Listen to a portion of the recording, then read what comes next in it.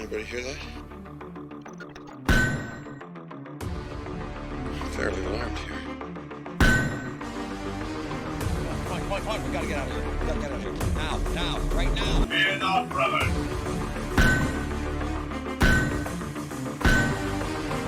It's time.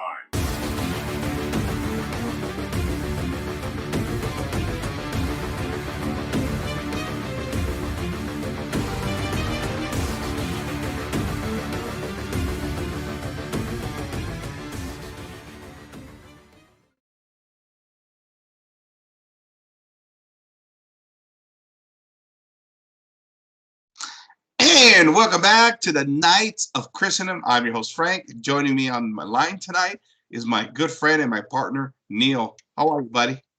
I'm doing great. Great to have you back. And first time we've done a show in a while. And we got some really big news really hitting the Catholic world. I mean, really just, everybody's trying to make heads or tails out of it. But let me go straight to the source here. I don't think our Catholic audience is I think they gotta kind of know what's going on already, but citing here Catholic News Agency, quote, Pope Francis will consecrate Russia and Ukraine to the Immaculate Heart of Mary. The Vatican announced on Tuesday. The Holy See press office said on March 15th. On Friday, March 25th, during the celebration of penance, at which he will preside at 5 p.m. in the St. Peter's Basilica, Pope Francis will consecrate Russia and Ukraine to the Immaculate Heart of Mary. The same act on the same day will be carried out in Fatima by His Eminence Cardinal Krajewski, I believe it's pronounced, Apostolic Alumnor, as envoy of the Holy Father. End quote right there. It goes on. Listen, Neil, this has lots of implications in regards to the apparitions of Our Lady of Fatima here. The entire Catholic world has been waiting over 100 years. Well, actually, since 1960, for the third secret to be revealed. We've been waiting for the consecration for about 100 years in the Catholic world. In that time span, we've seen chaos ensue all over the Western world, destruction of the family, the utter corruption of the culture, the political system's corrupt to the core. And as some have alluded to the third secret, those that have seen the secret talked about the great apostasy would really start at the top of the church, a great disorientation. I think a lot of us feel that's been infested in the church. I mean, this is a big deal. The consecration to, again, Russia, what Our Lady calls for Fatima. Here comes the Vatican, talking about now they're finally going to do this consecration. What do you think, Neil? Is this it? Are we going to finally get Our Lady's wishes done? Well, this really gives credence to those who said that the consecration was never done. The Pope is basically admitting that it wasn't done by doing this. And I'm actually kind of surprised that we're seeing this happen with this Pope, based on things he's said and done and the way he's acted. It's a good surprise, thank God. But there are some concerns too. I mean, is he going to do it the way Our Lady asked? Because Our Lady asked not only for the consecration of Russia by name, but also with all the bishops, not just one. So I don't know if he's going to do it with all the bishops or not, or whether it's just going to be this one guy in Fatima. But it's certainly a good thing, and it's a great surprise, and a wonderful thing to have happening. Yeah. It's interesting you bring that up, because I said the same thing when they announced that he was going to do a consecration to Russia and Ukraine. I was thinking to myself, well, wait a minute. The official position by the Vatican is that the consecration was done by John Paul II in 1984. That's their position.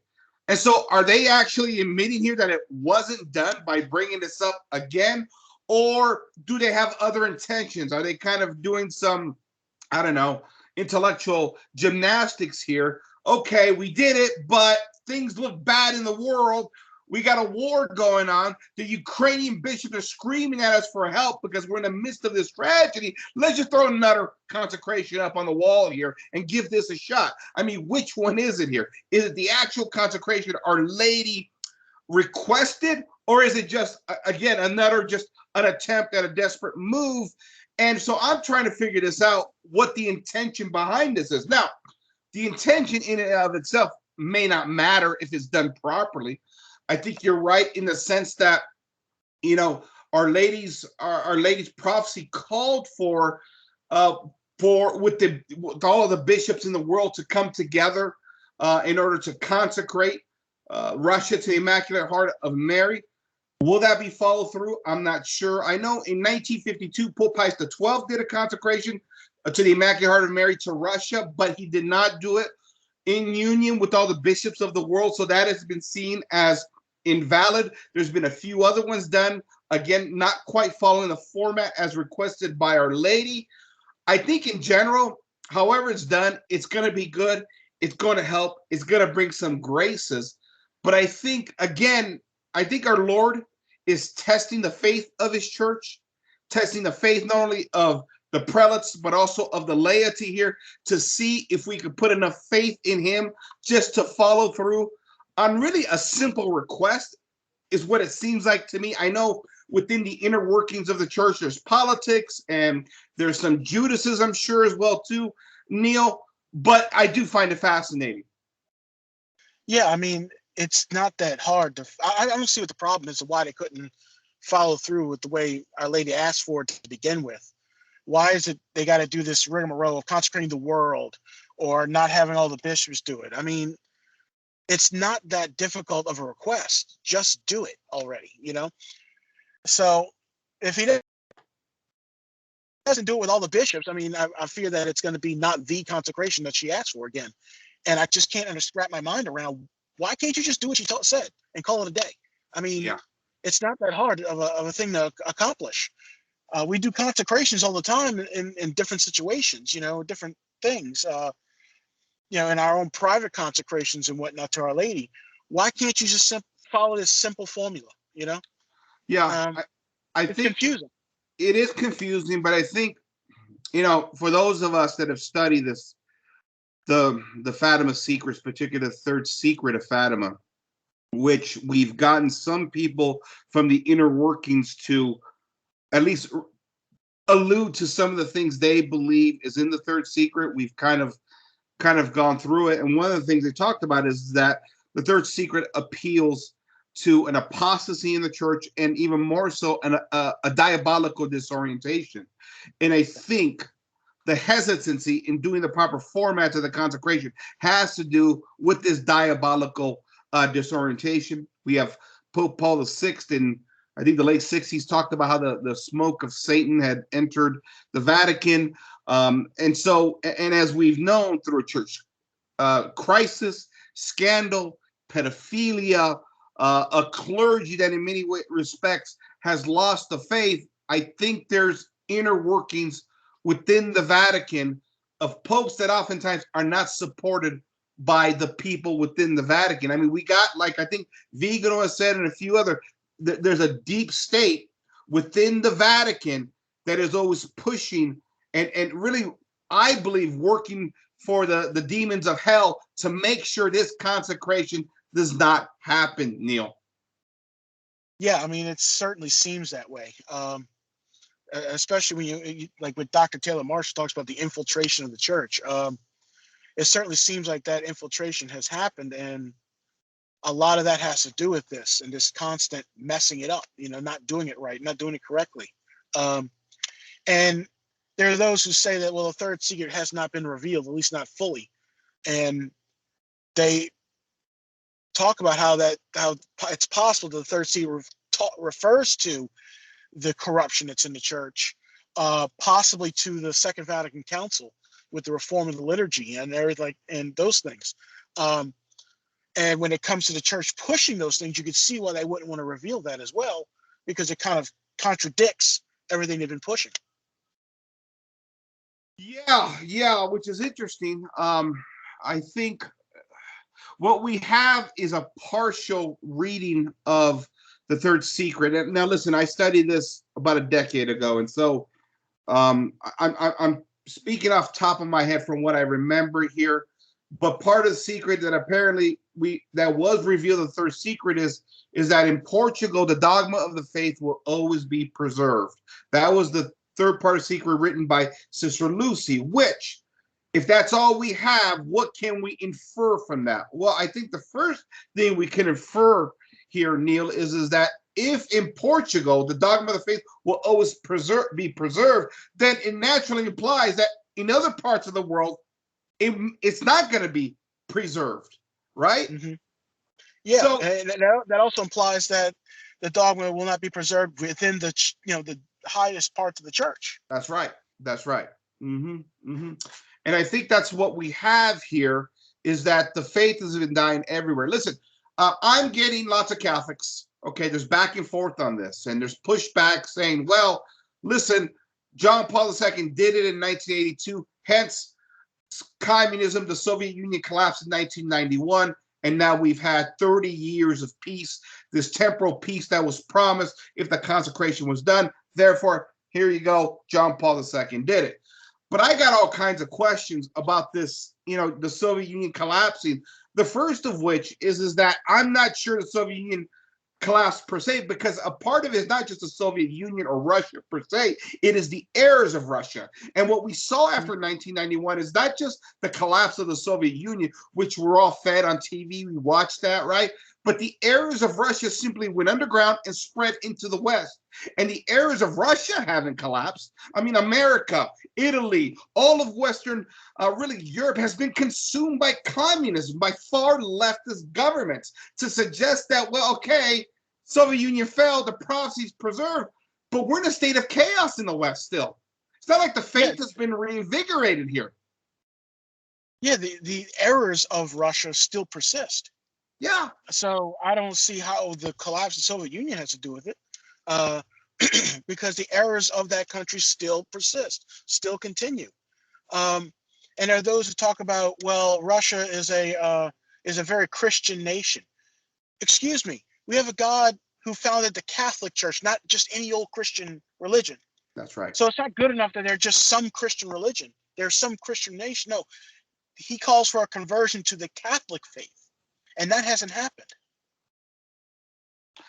Yeah, exactly. I mean, they're Orthodox over there. They're separated brothers. They got valid sacraments, but they're still schismatic from Our Lady's perspective and God's perspective in that respect. And so, again, this is what I'm trying to wrap my head around, is that if the third seeker, which of course many people believe hasn't been fully revealed, if it does in fact state that there would be a great apostasy that started at the top of the church, then the Soviet Union collapsing, that in itself is not enough to say the prophecy was fulfilled. Hence, John Paul II did the consecration right. Because we're living in the midst of a chaotic world that makes no sense, where the faith has actually collapsed, right? We're all watching friends and families really on the road to perdition. And in many respects, even myself, sometimes I wonder if on the road to perdition because of everything this crazy world has thrown at us, right? I'll never sit here and say I'm the perfect Catholic in any kind of way. We have a fallen nature. We all struggle. But to look around the world and see all the chaos, first of all, the wars have never stopped. I think oftentimes a lot of Americans, especially in the trad community, because as Americans, we've been preserved from these greater elements of wars, and we live in relative peace here. We believe, okay, everything's all good and dandy. But wars have persisted for the past 30 years all over the globe. We're seeing one now in Russia, Ukraine, that is absolutely devastating families over there. But even more so, Neil, the collapse of the family, the collapse of the faith, the collapse of the priesthood. There's no more nuns all over the world. Loss of faith in the church. A priest like Father James Martin would have never survived 60, 70 years ago. He would have been defrocked, and yet he's elevated. I think we've clearly seen a disorientation within the church, and I don't think it's going to take too much for people to really think about this and figure it out. Well, we live in a world where you can't even mention that a boy's a boy and a girl's a girl without being called a bigot. You can't bring up the topic of condemning homosexuality without getting canceled on YouTube or anywhere else. Don't tell me that the faith is doing just fine. You cannot even use common sense anymore. We've seen it in the hierarchy of the church. We have a pope who's borderline heresy in some of the things he said. So the faith has utterly collapsed in the world. And like you said, there's a Father James Martin. He's being lauded and praised, while ones like Father Altman's being canceled and condemned. The more orthodox you are, the worse off you are. And it's like that all over the world. I mean, I'm terrified that I got to send my kids to a school, you know, and God knows the influence they're going to have with the kids and the teachers and all this kind of stuff as they grow. It's like, how do you combat all of that? That's the world we're living in. So the errors have spread everywhere. Yeah. We are a minority at this point, as far as being morally upright and preaching the truth and the dogmas of the church. Yeah. And the faith, the family of God continues to shrink. The apostasy, friends, families who no longer believe, either they're going to Protestant churches or they flat out just deny God at this point in history. It's heartbreaking to watch. You know, it's a story I tell oftentimes, Neil. It's just, I'm the byproduct of immigration. I'm first generation, born here in America. My parents were immigrants along with my grandparents. They came here when my parents were very young. And I remember just being a good Catholic family, a good Sicilian Catholic family. We practiced our faith.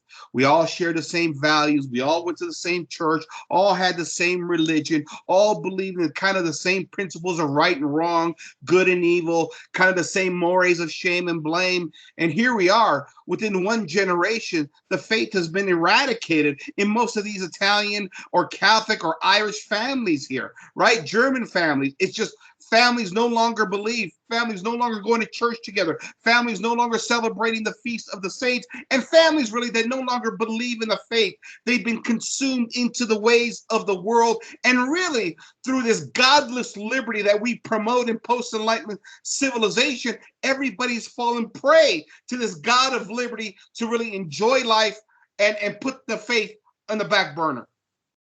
Yeah, and you see it even really among Catholics, where it's pick and choose what they're going to follow and believe, and still consider themselves to be Catholic.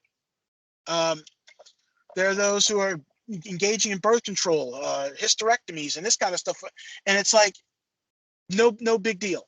Well, I'm going to do what I want to do. And it's just more and more evidence of these errors spreading even within the church and among Catholics. Mm-hmm. Yeah. So this is what I fear out of this consecration coming up, Neil.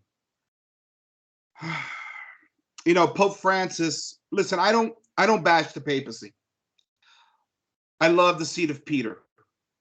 But I do acknowledge that there's issues within the church. I know that. I think we all can sense it and feel it. What I fear is that this consecration won't be taken seriously. That what Our Lady requested, particularly with all the bishops of the world being called to participate in this consecration, that he won't call upon them. A consecration will come and go and the world moves on. And then everybody says, okay, you got your consecration. Fatima, you guys keep telling us, give us the consecration to save the world. Consecration comes and the world is still chaotic.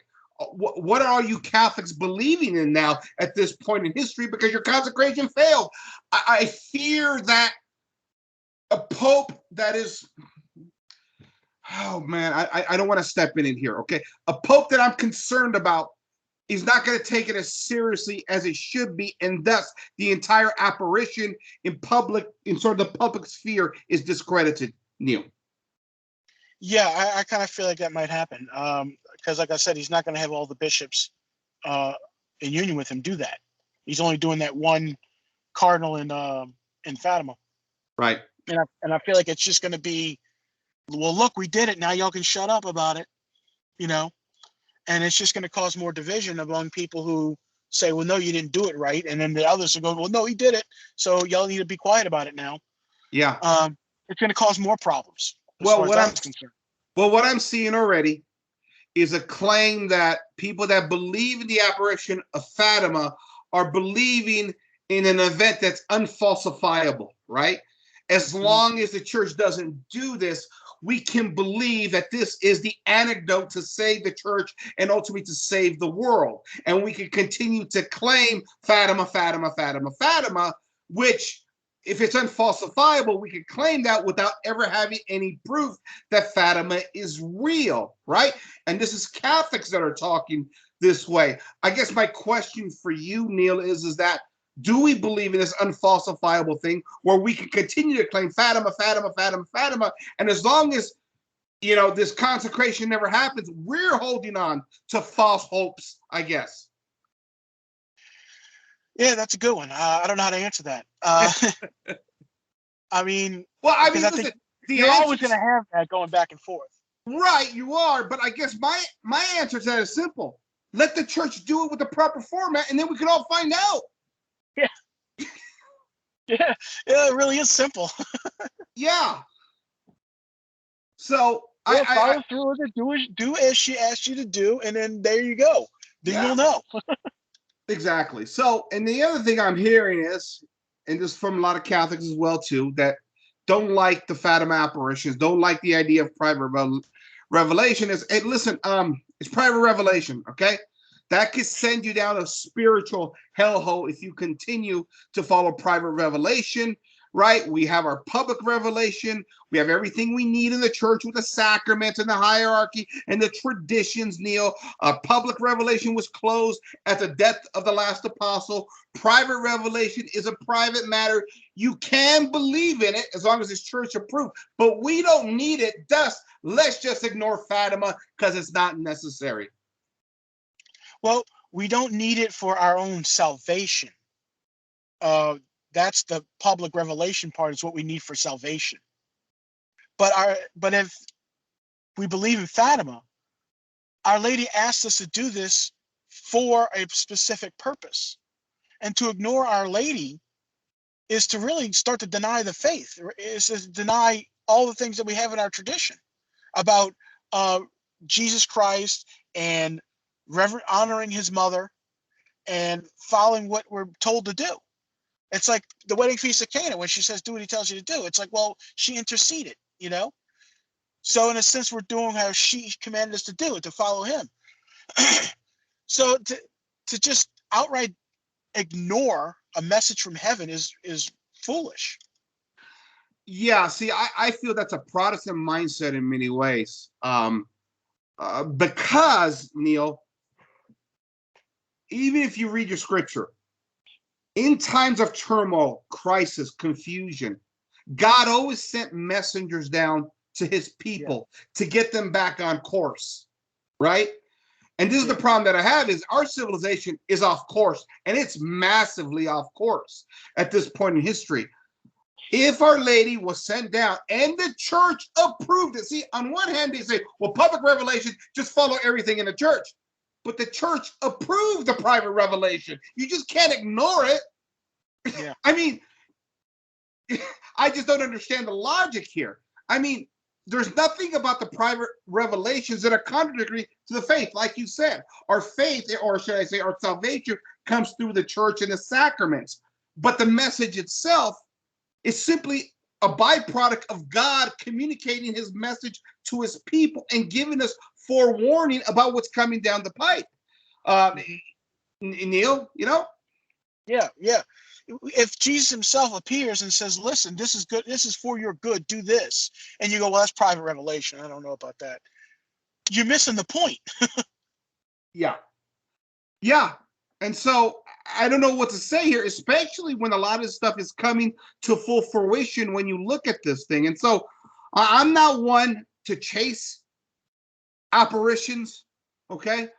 I think they're fascinating. I think they're interesting. But I do fall in line with the idea that if it's church approved, then we're allowed to believe in it. Fatima is church approved. And we have other confirmations of other approved apparitions, such as Quito, Ecuador, in the, I think, 18th century, La Salette, Akita, Japan, just in the early 1970s, that kind of correlate with one another to suggest, listen, humanity, civilization is coming to a head. There's problems coming down the pipe. Here are forewarnings. Here are the prescriptions to solve these problems. I don't think there's anything wrong with that. And I think to ignore it, it's kind of, I think it's weak-minded. I think it's weak. And I'll tell you why it's weak. Because I think oftentimes we get in this Protestant sola scriptura mindset as Catholics, that we have this defined view. It's written on paper. If we follow this prescription, whether it's a constitution or a Bible and sola scriptura, I'm safe within the framework of this stated of the stated, understanding and philosophical principles. And if you start to get into private revelation, all of a sudden that gets kooky do. I can't believe in that. Plus, the outside world, in a world governed by rationalism, is going to think we're nuts and kooky. Oh, and by the way, Neil, I really don't want to believe in all these great chastisements because I'm looking forward to the future of my life, right? Yeah, I mean, it's putting blinders on. I don't want to see what's going on. Yeah.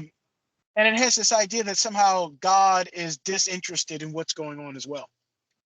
God, well, I gave you what you needed. I'm out of here. That's like a deist view of God. He spun up the clock and said, all right, it's running. Go ahead. But God does have a concern for us and what is going on in the world. And these messages point to that. Yeah, see, I feel the same way. I was telling this to a friend of mine. I said, well, listen, if Fatima isn't true, then I don't understand all the chaos going on in the world today. And what is the prescription at this point in time? Because liberalism has completely failed. Democracy, republicanism, modern governments have completely failed. The faith is collapsing here. At some point, either God is going to communicate to us in some capacity, or he's going to abandon us. And it feels like to me now that, judging by the anti-apparition people, that God has abandoned us in many respects. That's what it seems like to me. Now, they would accuse me of having a lack of faith because there's public revelation. That's all we need. And that's fine. I understand that's what we need for salvation. But at some point, somebody's got to make heads or tails, particularly because the church is in a state of crisis. The church. You see, this is the problem here, because at some point we either all become Protestants or we become schismatic here if we don't have clarity from the very top of the church. But Our Lady lays it out for us. Rest assured, this is coming down from the top, but my Immaculate Heart in the end will win. Yeah, I mean, and when you start denying private revelation, I mean, where does it end? I mean, what about when Jesus appeared to St. Paul? Would we say, well, that was private revelation? That Right. was public. It's like, and then, of course, on top of that, you're denying all of our sacred tradition where the church teaches private revelation. Well, the first thing that comes to mind, the rosary. Do we deny the rosary? Private devotion, yeah. It's private devotion. That's private. I believe it was St. Dominic, wasn't it, that Our Lady gave the rosary to? Yeah, I believe so, yeah. Yeah. So where does that stop? Right? Either you believe he's a living, breathing God that still interacts with us, or he's a God that came 2,000 years ago and he forgot about us. I choose to believe he's a living, breathing God that loves us and still reaches out to us. That's what I choose to believe. Yeah, and of course, if you're going to also deny private revelation, you're denying any answer to prayer as well, because that would be considered private. Great point. So now all of a sudden God doesn't answer prayer. Yeah. I mean, it goes down a rabbit hole. You lose it all. Yeah, exactly. So, okay. All right. Well, we've hit this up pretty quick and pretty hard here. I think it's an interesting time we're living in, fascinating time. It's a painful time, right? We're watching the faith collapse. We're watching the church in the midst of its crisis or its own path to the crucifix, as many have pointed out. And now here comes, in the midst of this war, and ironically enough, we're talking about a consecration, right? That has been brought up in the midst of a war started by Russia, ironically enough. And so I don't know what to make of it. I'm going to be standing by watching like the rest of the world. Do we get the proper format? I don't know, Neil, but what are your final thoughts? I think it's a good thing that the Pope is going to do this, but at the same time, I fear it's not going to be done the way Our Lady asked. And even though there's going to be grace coming from this, I also fear it may cause more problems between Catholics. And you're going to have them arguing, well, it was done, well, it wasn't done. You're going to have that kind of division. So I hope it doesn't turn out that way, but I'm not holding my breath. Okay. I agree with you totally there. I agree with you. This is going to cause even more divisions in a lot of ways. There will be arguing. There are those that are invested. Well, actually, on both sides. There's those that are heavily invested in believing the apparitions and those that are heavily invested in not believing in the apparitions. I believe everybody has their own personal motivations for this reason. For myself, I do believe in the apparitions. I do believe we're in the midst of this crisis in the church. I do believe we're in the midst of the great apostasy at this point in history. And I do believe that in some capacity, God is trying to speak to us. If it's through Our Lady, then so be it. And so I just think Fatima and other apparitions follow a consistent narrative of God speaking to us, forewarning us, trying to get us back off the road to perdition and on the road straight to heaven. My friend Neil, I want to thank you for joining me tonight. My pleasure. All right. I want to thank my friend Neil once again for joining me tonight. This is Frank signing off for the Knights of Christendom. Good night, everybody.